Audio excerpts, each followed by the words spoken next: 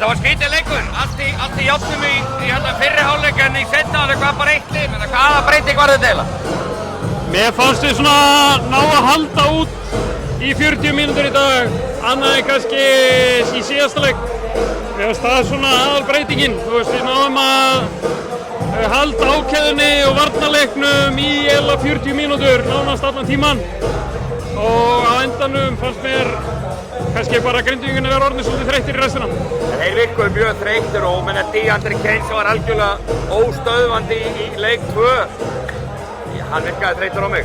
Já, en það er kannski ekkert endilega það. Hann er náttúrulega að reyna rosalega mikið og ég náttúrulega, og Kristó er farin að dekka hann núna. Þannig að, þú veist, hann er að gera helling fyrir okkur og Kristó er að geta dekka þennan og við þurfum að hjálpa minna. Þannig að það er bara, þú veist, gefur okkar heldur mikið.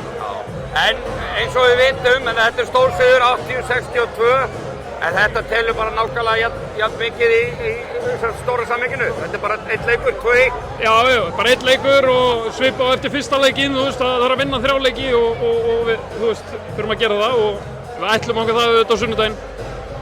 Já, meina ykkar gjaldkeri vill væntanlega fá út í 8 leik, eða ekki? Örugglega, ég er ekkert að spá í því. Þú vilt bara vinna hana djöfisins titil? Já, það er bara eina sem við erum að hugsa núna. Það er ekkert eitthvað gjaldkeri neitt hér og þar, sko. Það er bara að ná að lyfta þessu titli þegar hann kemur. Og hvað til að klára þetta sundaginn? Er það bara sama?